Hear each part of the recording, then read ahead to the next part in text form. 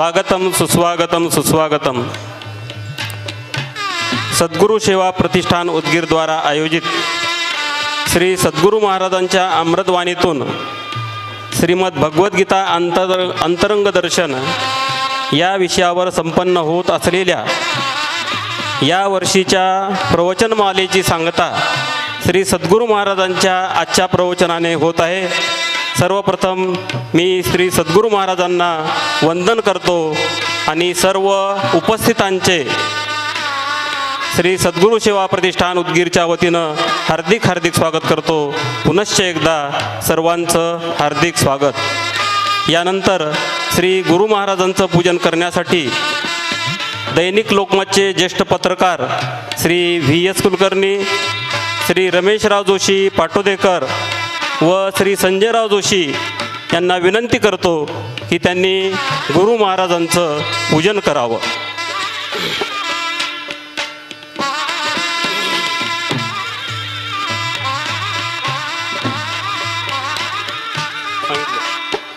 रमेशराव जोशी पाटोदेकर.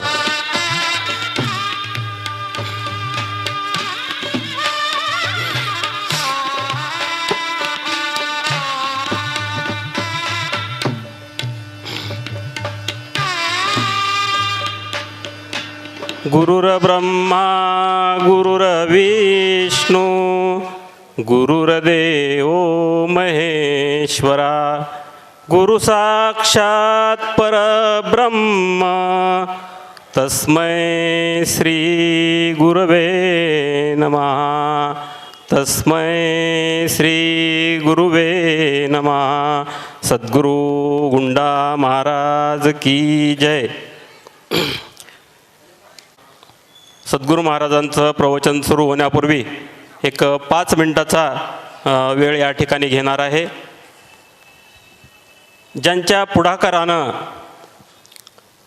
उदगीरमध्ये ही पुरकर यांचा या ठिकाणी महाराजांचा सत्कार करण्याचं आपल्या सर्व उपस्थितांच्या वतीनं व सद्गुरू प्रतिष्ठान उदगीरच्या वतीनं करण्याचं आम्ही ठरवलेलं आहे.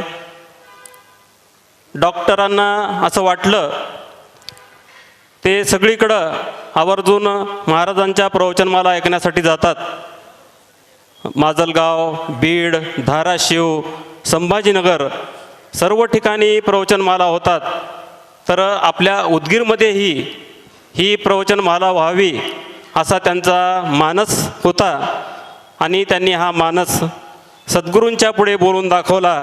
सद्गुरूंना त्यांनी प्रार्थना केली आणि सद्गुरूंनी डॉक्टर गुडसुरकरांची विनंती मान्य करून गेले 6 वर्ष, हे 6वं वर्ष आहे, ही प्रवचनमाला यशस्वीपणे आपल्या उदगीरमध्ये सुरू आहे आणि याचं खूप मोठं असं योगदान डॉक्टर गुडसुरकर यांचं आहे. त्याचबरोबर ही प्रवचनमाला यशस्वी होण्यासाठी अगदी जानेवारी महिन्यापासून ते याचं नियोजन करत असतात. सर्व सद्गुरू प्रतिष्ठानचे सदस्य यांना सोबत घेऊन याचं ते सूक्ष्म असं नियोजन करून ही प्रवचनमाला जास्तीत जास्त कशी यशस्वी होईल यासाठी त्यांचा खूप मोठा प्रयत्न असतो आणि त्यासाठी त्यांच्या परिवाराचं सुद्धा खूप मोठं असं सहकार्य आहे.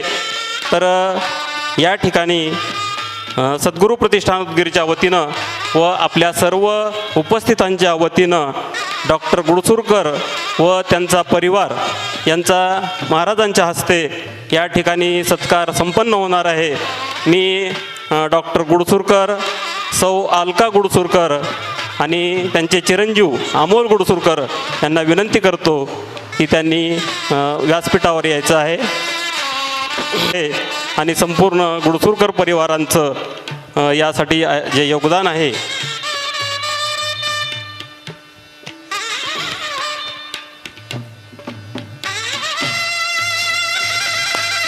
वैद्यकीय क्षेत्रात असून भगवत सेवेचं घेतलेलं व्रत, कालच ज्यांच्या ग्रंथाचं प्रकाशन झालं, सतत वाचन, चिंतन, मनन आणि लेखन यामध्ये डॉक्टर गुडसुरकर हे नेहमी मग्न असतात.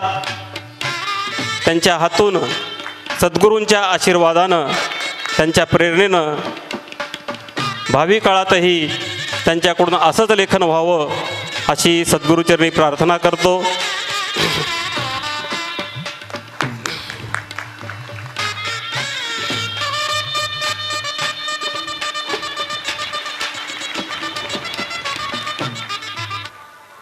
आभार प्रदर्शन करावं.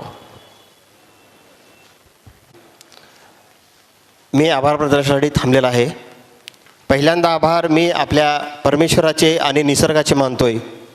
त्यानंतर परमपूज्य चैतन्य महाराज देगलूरकर यांनी आपला अमूल्य वेळ दिला, तसेच पुस्तक प्रकाशनाची परवानगी दिली आणि पुस्तकाचं प्रकाशन केलं, त्याबद्दल त्यांचाही मी या ठिकाणी आभार व्यक्त करतोय. त्याचप्रमाणे लालबहादूर शास्त्री विद्यालयाचे स्थानिक व्यवस्थापन मंडळ ज्यांनी ही व्यासपीठ, त्याच्यानंतर ही फरशी आम्हाला वेळेच्या आत करून दिली आणि कार्यक्रमाची परवानगी दिली, त्यामुळं या व्यवस्थापन मंडळाची आम्ही आभार या ठिकाणी व्यक्त करत आहोत.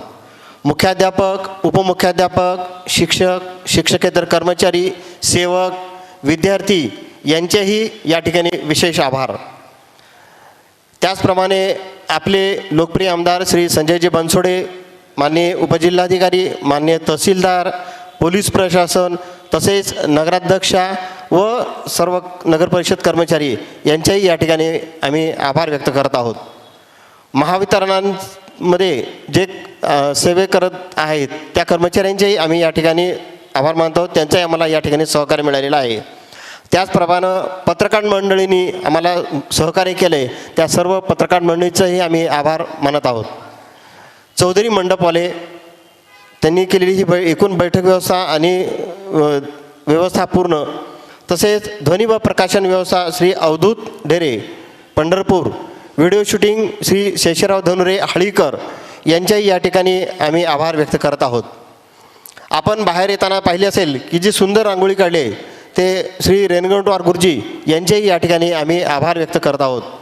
सगळ्यात महत्त्वाचे सर्व श्रोते, तर विशेषतः बाहेरगावून आलेली जी मंडळी आहे त्यांचे आम्ही आभार व्यक्त करत आहोत. सद्गुरू सेवा प्रतिष्ठान उदगीरचे सर्व सदस्य ज्यांनी तनमन धनानं ही सेवा या ठिकाणी अर्पण केली आहे, त्यांचेही या ठिकाणी आभार. जनशक्ती वाचक चळवळ संभाजीनगर यांनी वेळेत पुस्तक प्रकाशन केलं आणि आम्हाला इथं उपलब्ध करून दिले. आम्ही त्यांचे या ठिकाणी आभार मानतो आणि या ठिकाणी थांबतो. धन्यवाद. हरे राम राम राम हरे हरे, हरे कृष्ण कृष्ण कृष्ण हरे हरे, हरे राम राम राम हरे हरे, हरे कृष्ण कृष्ण कृष्ण हरे हरे, हरे राम राम राम हरे हरे, हरे कृष्ण कृष्ण कृष्ण हरे हरे, हरे राम राम राम हरे हरे, हरे कृष्ण कृष्ण कृष्ण हरे हरे, हरे राम राम राम हरे हरे, हरे कृष्ण कृष्ण कृष्ण हरे हरे.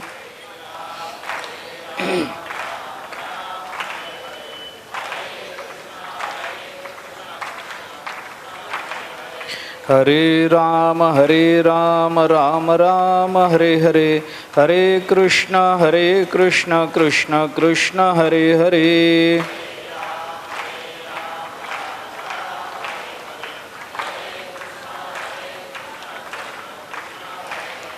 हरे राम राम राम हरे हरे, हरे कृष्ण कृष्ण कृष्ण हरे हरे.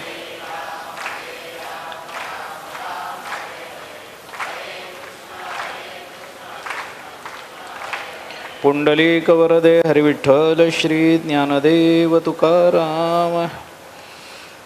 यस कराव भाऊ तयोस्तु कर्मसन्न्यासात कर्मयोगो विशिष्यते.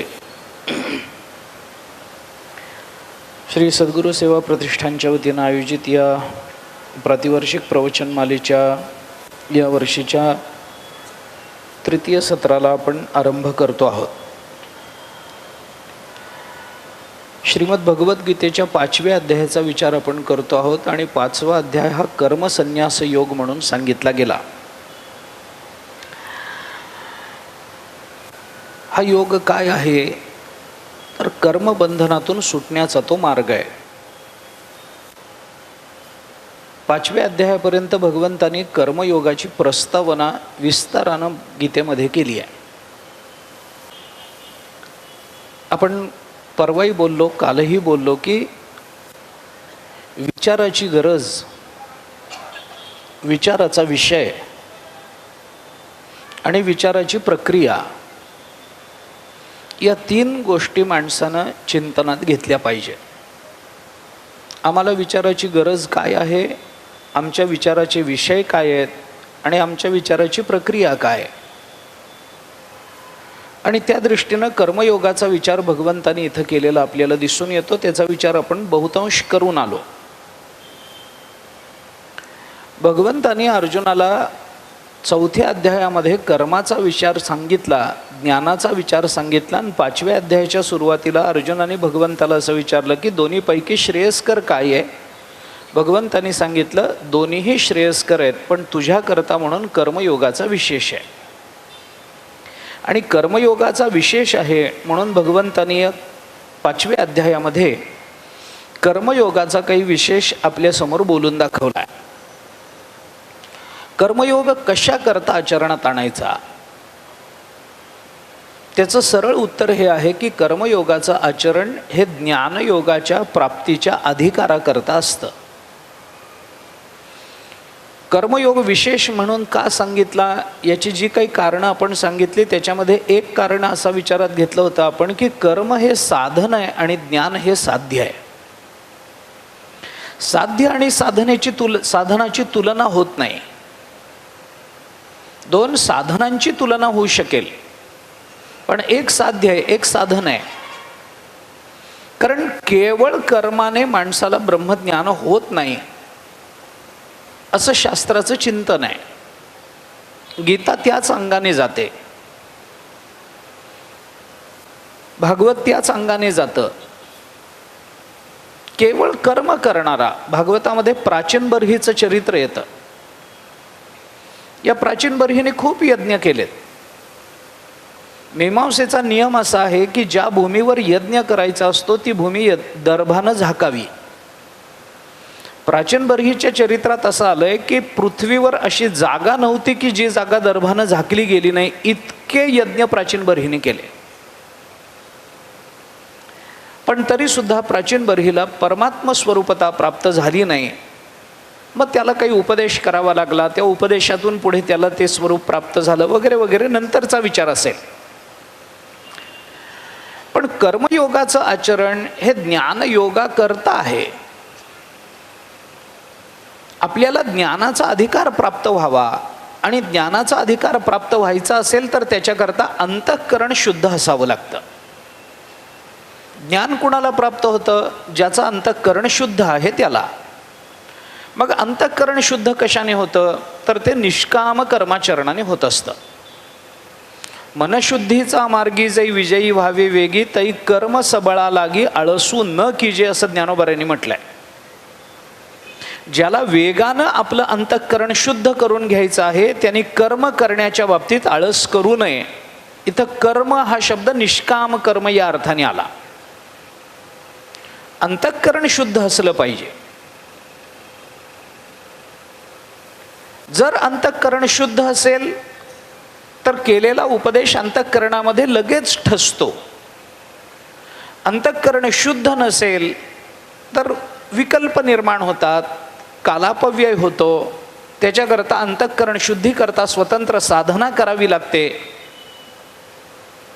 अत उक्तम मया राम यदि शुद्धेहि चेतसी उपदेशो हि प्रसरती तैलबिंदुरिवांभसी असं योगवासिष्ठामध्ये वसिष्ठ महामुनींनी रामचंद्र प्रभूंना सांगितलं. रामा ऐक, अत उक्तम, मी तुला काय सांगतो ते ऐक. काय सांगता? यदि शुद्धेहि चेतसी, जर चित्त शुद्ध असेल तर अंतःकरणामध्ये जो उपदेशाचा प्रचार होतो, प्रसार होतो, प्रसरण होतं ते पाण्यावर पडलेल्या तेलाच्या थेंबाप्रमाणे लगेचच जीवनभर व्यापून जातं. पाण्यावर तेलाचा थेंब पडल्याबरोबर लगेचच तो जसा पृष्ठभागावर तवंग रूपानं पसरून जातो, तसं शुद्ध अंतःकरणामध्ये उपदेशाचे 4 शब्द जरी पडले तरी ते जीवनभर व्यापून टाकतात, व्यापून जातात, सगळं जीवन व्यापून टाकतात. याच्याकरता अंतःकरण शुद्ध असलं पाहिजे. चित्त शुद्ध तरी शत्रू मित्र होती, व्याघ्रही न खाती सर्पतया. रामेश्वर भट्टांना उपदेश करताना तुकोबाराय हे बोलतात, किंवा तुकोबारायांचा उपदेश सगळ्यांना हात जोडून पाया पडून केलेला उपदेश बघायचा असेल तर तो एकच आहे, आता तरी पुढे हाचे उपदेश, नका करू नाश आयुष्याचा, सकळांच्या पाया माझे दंडवत, आपुलाले चित्त शुद्ध करा. कारण चित्तशुद्धीची आवश्यकता ज्ञानामध्ये आहे, ती कर्मामध्ये आहे, ती भक्तीमध्ये आहे, ती योगामध्ये आहे. चित्त शुद्ध असेल तरच भक्ती आहे, चित्त शुद्ध असेल तरच ज्ञान आहे, चित्त शुद्ध असेल तरच समाधी आहे. बाकीचा सगळा विचार जरी बाजूला ठेवला तरी ज्ञानाच्या भूमिकेचा विचार करत असताना चित्तशुद्धीशिवाय ज्ञानाच्या भूमिका सिद्ध होत नाहीत. अंतःकरण शुद्ध झालं पाहिजे. योग वासिष्ठामध्येच 2-3 ठिकाणी हा प्रसंग आलाय. ज्ञानाच्या भूमिका सांगत असताना 7 पायऱ्या त्याच्या सांगितल्या आहेत वसिष्ठ महामुनींनी. 3 वेळेला हा प्रसंग आपल्याला, हा विचार आपल्याला योग वासिष्ठामध्ये दिसतो. ज्ञानभूमी शुभेच्छाख्या प्रथमा समुदारृता, विचारणा द्वितीया च तृतीया तनुमानसा, सत्वापत्ती चतुर्थीस्या ततो असंसक्ती नामका, पदार्थाभाविनी षष्ठी सप्तमी तुर्यगा स्मृता. आपल्याला सगळाच विचार करायचा नाही, पण त्याच्यामध्ये तनुमानसा ही जी 3री पायरी सांगितली आहे, ती 3री पायरी अंतःकरण शुद्धी दाखवणारी आहे.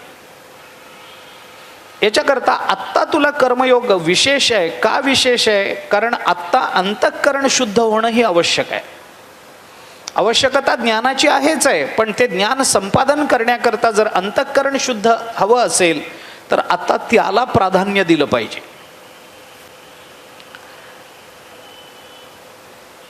साधनापासून साध्याची प्राप्ती होते हे जरी खरं असलं तरी ते साधन प्राप्त करून घेण्याकरता जर अधिकार लागत असेल तर त्याला प्राधान्य आधी दिलं पाहिजे.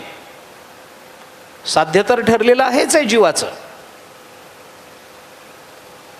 याच्याकरता म्हणून भगवान अर्जुनाला सांगतात की अर्जुना, तू कर्मयोगाला विशेष मानून कर्मयोगाचा अवलंब कर, आणि मग त्या कर्मयोगातून ज्ञान संपादन, अंतःकरण शुद्धीद्वारा ज्ञान संपादन केलं जातं. ज्ञानाचा परिणाम मानवी जीवनावर काय होतो याचा विचार नंतर भगवंतांनी बोलून दाखवलाय, ज्याचा विचार आपण करतो आहोत. कोणताही ज्ञानी कर्म करत असताना स्वतःला करता समजून कर्म करत नाही. मी करता आहे, मी कुणीतरी कर्म करणारा आहे असं ज्या वेळेला माणसाला जाणवतं त्यावेळेला त्याचा मीच त्याच्या कर्माच्या बंधनाला कारण ठरत असतो. हा मी जर बाजूला ठेवता आला तर ते कर्म त्याला बंधनात टाकत नाही. अभिमान कृतम कर्म नैतत् फलवद उच्यते, त्यागयुक्त महाराज सर्वमेव महाफलम, असं महाभारतामध्ये एक वचन आलंय. नकुलाने केलेला उपदेश आहे धर्मराजाला महाभारतामध्ये, आणि त्याच्यामध्ये नकुल हे बोलून दाखवतायत धर्मराजाला, अभिमान कृतम कर्म नैतत् फलवद उच्यते, अभिमानानं केलेलं कर्म तुम्हाला फल देणार नाही, पण त्यागयुक्त, जर अभिमानाचा त्याग करून तुम्ही कर्म करणार असाल, सर्वमेव महाफलम, सगळं फल महाफल त्याच्याने मिळतं. मग तो अभिमान कसा, अहंकार कसा, त्याचे काय दुष्परिणाम वगैरे वगैरेचा विचार पुष्कळ विस्तारानं अनेक ठिकाणी सांगितलेला आपल्याला पाहता येतो. अभिमान लागे शुकाची पाठी, व्यासे उफराटे दृष्टी केली, जनक भेटीसी पाठविला तेने, अभिमान नाणे खोटे केले. तुकाराम महाराजांनी सांगितलं, बाबा अभिमान अहंकार कुणाच्या अंतःकरणामध्ये निर्माण होत नाही. अनेकांच्या मोठ्या मोठ्यांच्या अंतःकरणामध्ये अहंकार निर्माण होतो. त्याच्यामध्ये ज्ञानी येतात, तत्ववेत्ते येतात, त्याच्यातले काही तत्वज्ञानी म्हणून घेणारे येतात. ऋषींच्या अंतःकरणामध्ये अहंकार निर्माण झाल्याची उदाहरणं आपल्याकडे दिली जातात. नामदेवरायांना बोलताना मुक्ताबाईंनी हे बोलून दाखवलंय. जेव्हा वारी करता म्हणून ज्ञानोबारायांनी ही सगळी भावंड पंढरपूरला गेली, त्यावेळेला नामदेवरायांच्या हातून परमात्मा दूध पितो, जेवण करतो हे कळल्यानंतर निवृत्तीनाथ महाराज ज्ञानोबाराय यांना वाटलं की आपण नामदेवरायांचं दर्शन घ्यावं, म्हणून हे सगळे गेले नामदेवरायांच्या दर्शनाला. निवृत्तीनाथ महाराज पुढे झाले, त्यांनी नामदेवरायांचं दर्शन घेतलं. साधारणपणानं वारकऱ्यांमध्ये असा प्रघात आहे, एक रीत आहे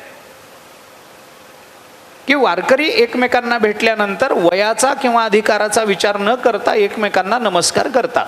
एका एका लागतील पायी रे, हा वारकऱ्याचा नियम आहे.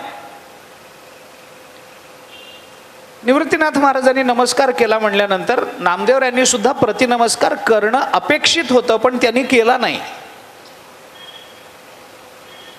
निवृत्तीनाथ महाराजांना काही वाटायचं काही कारणच नव्हतं, ते तर निवृत्तच होते सगळ्यातून.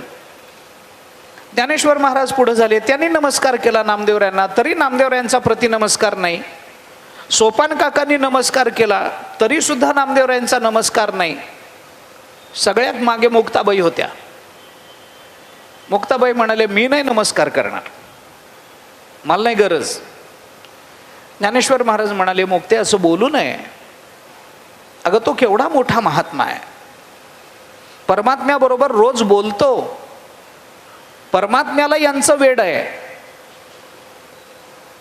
परमात्मा यांच्या हातून दूध पितो, यांच्या हातून नैवेद्य भक्षण करतो, आणि त्यांना नमस्कार करणार नाही?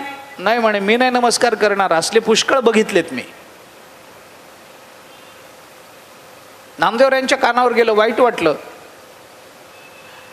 आणि मग मुक्ताबाई पुढे होऊन नामदेवरायांना जे बोलल्या ते मला आपल्याला सांगायचं आहे.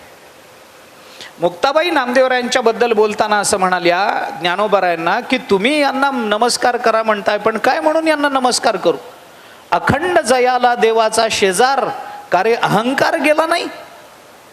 यांना प्रतिनमस्कार करायची साधी भावना निर्माण होत नाही? केवढा अहंकार आहे, मी नाही नमस्कार करत.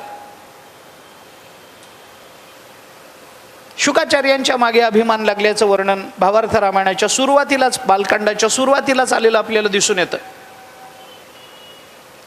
शुकाचार्यांना अहंकार झाला, नामदेवरायांना अहंकार झाला. आता ही मोठी मोठी नावं मी एवढ्याचसाठी सांगतोय की त्या तुलनेत आपण कुठे आहोत एवढाच विचार आपण करावा. आपल्या ठिकाणी अहंकार असणारच आहे. अरे अहंकार असल्याशिवाय जीव सिद्धच होत नाही. ज्ञानोबारांनी चिंतन केलंय, पाचाही गाठी पडे देहा कारुजे उघडे, तो नाचवी चहूकडे अहंकार उगा, नवल अहंकाराची गोठी विशेषे न लगे अज्ञानापाठी, सज्ञानाचे झोंबे कंठी नाना संकटी नाचवी. पंचभूतांचा गोंधळ केला एके ठाई मेळ, लाविला सबळ अहंकार त्या पाठी, तुकोबाराय बोलतात. आणि पाचाही गाठी पडे देहा कारुजे उघडे, नाचवी चहूकडे तो अहंकार उगा, ज्ञानोबाराय बोलतात. दोन्हीचा अर्थ एकच आहे. जीवाची सिद्धीच अहंकाराने होते, आणि मग तो अहंकार आला की त्याचे दुष्परिणाम काय असतात वगैरे हे सांगण्याचं कारण नाही. तुका म्हणे नरकी घाली अभिमान, जरी होय ज्ञान गर्व ताठा, तिळमात्र जरी होय अभिमान, मेरू तो समान भारदेवा. अशासारखी प्रमाण आपल्याला दिसून येतात. म्हणून भगवंताने अहंकार रहित कर्म करून अंतःकरण शुद्धीद्वारा ज्ञान संपादन करणाऱ्यांची अवस्था काय असते, त्याच्या जीवनामध्ये त्याला नेमकं काय प्राप्त होतं याचा विचार केलाय. आणि तो करत असताना सांख्ययोगी ज्ञानी हा स्वतःला कर्माचा कर्ता मानत नाही. ऐसी शुभाशुभी कर्मे निफजतसे प्रकृती धर्मे, तो मूर्ख मती भ्रमे मी करता म्हणे. मग हे कुठून निर्माण होतं? कर्म येतं कुठून? ते येतं प्रकृतीकडून. म्हणून आपण काल थोडासा विचार करत होतो की मी कर्म करतो म्हणजे नेमका कोण करतो? मी हे स्वरूप कुणाचं आहे? आत्म्याला मी म्हणावं तर आत्मा कर्म करत नाही, देहाला मी म्हणावं तर देह जड आहे. देहाच्या संबंधानं निर्माण झालेली ममत्वाची भावना ही जीवनामध्ये कधीही फलदायक होत नाही. आणि आत्मसंबंधानं ममत्व ठेवायचं कारण नाही, कारण ते आत्मस्वरूपच आहे. मग याच्यातला मी कोणता आहे, आणि जर मी कोण हेच मला कळत नसेल तर मी कर्माचा करता आहे हे म्हणण्यात तात्पर्य काय? आणि म्हणून ज्ञानी कधीही स्वतःला करता समजत नाही. सगळी 9000 ओव्यांची ज्ञानेश्वरी सांगू नये. ज्ञानोबाराय शेवटी म्हणाले, किंबहुना तुमचे केले धर्म कीर्तन हे सिद्धी नेले, येथ माझे जी उरले पाईक पण. मी केलं ज्ञानोबाराय म्हणतच नाहीत. तुकोबाराय म्हणतात, तुमच्या कृपेचे पोसणे जन्मोजन्मी तुका म्हणे. क्षरा अक्षरा वेगळा तुका हो निराळा, पाहे निगम कळा बोले विठ्ठल प्रसादे. तुका म्हणे बोल माझा बोलतो विठ्ठल. कितीतरी प्रमाण आहेत आपल्याकडे. कोणत्याही संतांनी आपल्या केलेल्या कर्तृत्वाचं फल स्वतःकडे घेतलं नाही. रेड्याच्या मुखातून वेद वदवला ज्ञानोबारायने पैठणच्या घाटावरती, आणि मग लोकांना कळालं की अरे हे कोणीतरी असामान्य व्यक्तिमत्व आहे. मग त्यांचा उदो उदो झाला, सगळं झालं. पण ज्ञानोबाराय म्हणाले, माझ्यामुळे रेडा वेद बोलला नाही, मी याच्यात कोणी करता नाही आहे. हात कोणी ठेवला? ज्ञानोबारायांनी. ऋग्वेद बोल म्हणून काय कोणी सांगितलं? ज्ञानोबारायांनी. वेद, तो रेडा वेद बोलला कुणाच्या अधिकारात? ज्ञानोबारायांच्या. पण ज्ञानोबाराय म्हणतात, मी नाही वदवला, मी नाही वदवला. अरे मग तो रेडा वेद बोलला ना, बोलला, पण माझ्यामुळं नाही. मग कुणामुळे? ज्ञानोबारायांनी त्या पैठणच्या त्या वेदवेत्या ब्राह्मणांना सांगितलं, माझ्यामध्ये रेड्याच्या मुखातून वेद वदवून घेण्याचं सामर्थ्य नाही आहे. मग रेडा जो वेद बोलला ना तो माझ्यामुळे नाही. मग तुम्ही मला असं म्हणालात की या रेड्याच्या मुखातून वेद वदवून दाखव, असं तुम्ही म्हणाल्यामुळे तो रेडा वेद बोललाय, माझ्यामुळं नाही. केवढं अकर्तेपण आहे, केवढं अकर्तेपण. ज्ञानोबाराय म्हणतात, माझं काही नाही. कोणताही ज्ञानी कधीही कोणत्याही कर्माचं कर्तेपण स्वतःकडे घेत नाही. कर्म करणारी प्रकृती आहे. प्रकृती, अज्ञान हे गोष्टी आल्याशिवाय कर्म घडत नाही.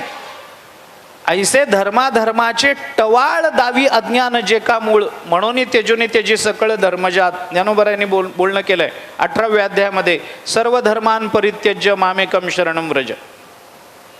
धर्माधर्माचे टवाळ दावी अज्ञान जे का मूळ. अज्ञान हे धर्माधर्माचं मूळ आहे. धर्माचं मूळ या अज्ञानच आणि अधर्माचं मूळ या अज्ञानच, ज्ञानोबाराय म्हणतात. पण त्या भूमिकेवर जाऊन विचार केला तर ते कोणत्या अर्थाने घ्यायचा, तिथला धर्म शब्द कर्मवाचक कसा घ्यायचा, हे प्रश्न वेगळे असतील. पण कोणताही कर्ता, कोणताही ज्ञानी आपण केलेल्या कर्माचं फल किंवा कर्माचं कर्तृत्व स्वतःकडे घेत नाही. भगवंताने अर्जुनाला हे सांगितलंय. सगळ्यामध्ये मूळ प्रतिबंध कशाचा आहे तर तो अज्ञानाचा आहे. कर्मामध्येही प्रतिबंध अज्ञानाचाच आहे आणि ब्रह्मज्ञानामध्येही प्रतिबंध अज्ञानाचाच आहे. तो अज्ञानाचा प्रतिबंध ज्या वेळेला दूर होईल, ज्या वेळेला ते सगळं निवृत्त होईल, मग आता ते अज्ञान जाणार कसं? अज्ञान जाणार कसं? मनुष्य स्वतःला करता का समजतो? अज्ञानाने समजतो. दुसरं काय कारण आहे? मी कोण याचं ज्ञानच नाही म्हणून तो स्वतःला जर करता समजत असेल. मी कोण? मी आहे, हा मी आहे. दुर्दैवाने आपल्या मीपणाची ओळख आपण उपाधीच्या संबंधाने करून घेतो, ही अडचण आहे. भगवान श्रीकृष्णांच्या चरित्रामध्ये एक कथा येते. भगवान श्रीकृष्णांचा अवतार झाला आणि गोकुळामध्ये भगवान गेल्यानंतर सगळीकडे अरे गोकुळामध्ये भगवान अवताराला आले, गोकुळामध्ये भगवान जन्माला आले. हळूहळू हळूहळू ही बातमी काशी क्षेत्रापर्यंत गेली. काशीमध्ये विद्वानांचं माहेरघर काशी, म्हणजे काशीमधल्या विद्वानांमध्ये चर्चा झाली. म्हणे कुठेतरी एक गोकुळ आहे आणि त्या गोकुळामध्ये भगवान अवताराला आले. आणि मग काशीतल्या पंडितांची एक सभा भरली.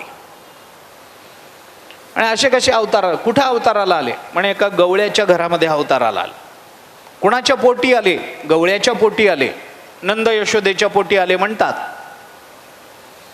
आणि मग या सगळ्या विद्वानांना असं वाटलं की अरे कसे काय ते गवळ्याच्या पोटी जातील? आम्ही एवढे वेदाचं पठण करणारे, आमची पोटं काय ओस पडली होती काय? शेणकाडी करणाऱ्या एखाद्या गवळ्याच्या पोटी भगवान अवताराला जातील असं होणार नाही.